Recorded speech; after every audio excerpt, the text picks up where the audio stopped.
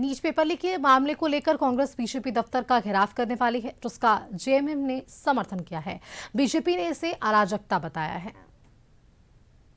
किसी राजनीतिक दल का कार्यक्रम मैं नहीं मानता हूं।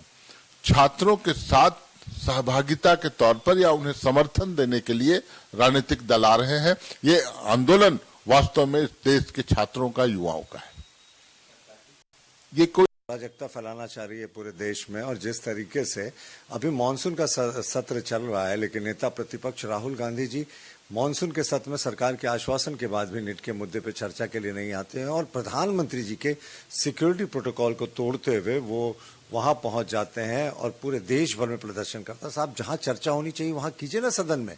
सरकार तो तैयार है, लेकिन ये सिर्फ एजेंडा बनाने वाले लोग हैं। और आज कांग्रेसी जो आ रहे हैं, मर्यादा में रहे, हम उनका स्वागत करेंगे और विशेष स्वागत हम इरफान अंसारी जी का करेंगे, माननीय मंत्री का, क्योंकि मुझे लगता है अब घर वापसी का समय आ गया। हम उनको तुलसीदास जी की रामायण भेंट करेंगे, प्रभु पे चढ़ाया हुआ, और भगवान श्री राम के चरणों पे चढ़ाया हुआ पट्टा भी भेंट करेंगे और कहेंगे कि अब इरफान से ईशान बनने का समय आ गया। माने तो देखिए, अलग अलग प्रतिक्रियाएं सामने आ रही है। अधिक जानकारी ले लेते हैं, संवाददाता संदीप हमारे साथ जुड़ रहे हैं।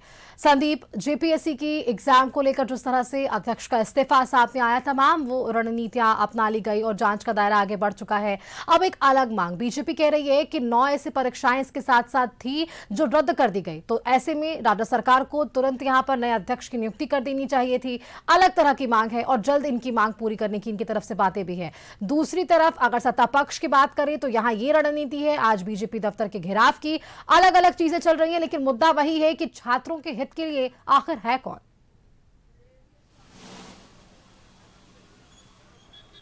यदि इस पूरे प्रकरण को देखा जाए तो छात्रों को लेकर लगातार जो आंदोलन है पूरे देश भर में देखने को मिल रहा है। चाहे नीट पेपर लीक का मामला हो या फिर जेपीएससी में व्यापक भ्रष्टाचार का मामला हो, पूरा कह सकते हैं जो छात्र हैं वे इस मामले को लेकर सड़कों पे हैं। और आज भी यदि बात करें तो कांग्रेस की तरफ से जो नीट पेपर लीक मामला है उसके विरोध में आज जो बीजेपी दफ्तर है उसका घेराव किया जाएगा। हालांकि आप देख सकते हैं घेराव से पहले बीजेपी दफ्तर के बाहर जितने भी सड़कें हैं जो बीजेपी दफ्तर तक पहुंचती हैं, उन सड़कों में बैरिकेटिंग की पूरी जो व्यवस्था है वह की जा रही है, ताकि जो कांग्रेसी कार्यकर्ता हैं वे बीजेपी दफ्तर तक ना पहुंच सके। वहीं दूसरी तरफ जैसे ही एक खबर चली है कि कांग्रेसी कार्यकर्ता आज बीजेपी दफ्तर का घेराव करेंगे, तो उसके बाद जो बीजेपी के कार्यकर्ता हैं वे भी हाथों में झंडा लिए अपने दफ्तर के बाहर खड़े हैं और कहीं ना कहीं दोनों पार्टियों में टकराव की स्थिति उत्पन्न ना हो। और यही वजह है कि आज जो पुलिस प्रशासन की तरफ से देख सकते हैं जो बीजेपी दफ्तर है तो उसे छावनी में तब्दील किया गया है। जो पुलिस फोर्स की तैनाती है वो की गई है ताकि किसी अप्रिय घटना ना हो, क्योंकि एक तरफ आपको दिखलाना चाहेंगे तो जो दूसरा छोर है, इस छोर से कांग्रेसी जो है वे बीजेपी दफ्तर तक पहुंचेंगे। और यही वजह है कि 2 से 3 जगहों पर बैरिकेटिंग की जो व्यवस्था है वह पुलिस प्रशासन की तरफ से की गई है। और जो कांग्रेस के कार्यकर्ता हैं वे हरमू चौक जो मैदान है हरमू का, वहां पे सभी एकत्रित हो रहे हैं और वहां से वे पैदल चलकर इसी रास्ते से बीजेपी दफ्तर पहुंचेंगे। हालांकि बीजेपी दफ्तर तक कार्यकर्ता ना पहुंच सके, इसी के लिए आप देख सकते हैं जो बैरिकेटिंग है पुलिस प्रशासन की तरफ से लगाई जा रही है। और कह सकते हैं सुरक्षा कारणों से फायर ब्रिगेड की जो गाड़ियां हैं वो भी यहाँ बीजेपी दफ्तर के पास लगी हुई है। पुलिस प्रशासन की ओर से पूरी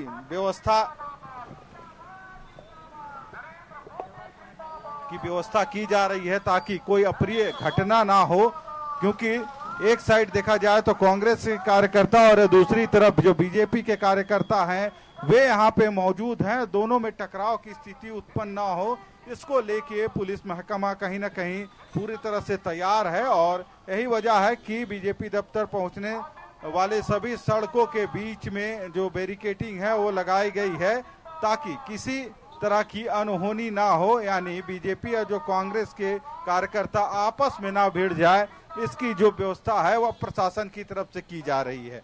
हालांकि पूरे इस प्रकरण को देखा जाए तो नीट पेपर लीक मामले को लेकर कांग्रेस के तरफ से यह प्रोटेस्ट चल रहा है और आज बीजेपी दफ्तर का घेराव किया जाना है। थोड़ी ही देर में जो कांग्रेस के कार्यकर्ता हैं वे यहाँ पे पहुंचेंगे। हालांकि अब देखना होगा कि इस पूरे प्रकरण को, क्योंकि जहां राज्य की जो सत्ताधारी दल हैं वे नीट पेपर लीक मामले में जो केंद्रीय शिक्षा मंत्री हैं धर्मेंद्र प्रधान, उनके इस्तीफे की मांग कर रहे हैं, वहीं उनका कहना है कि जो छात्र हैं वे लगातार धर्मेंद्र प्रधान के इस्तीफे की मांग कर रहे हैं और सरकार, जो केंद्र सरकार है, इस पे कोई कार्रवाई नहीं कर रही है। यही वजह है कि जंतर मंतर से लेके राज्य के विभिन्न कोने तक जो आंदोलन है वह चल रहा है और इस आंदोलन को देखते हुए कुछ लोग हैं बीजेपी के, उनसे ही बात करते हैं।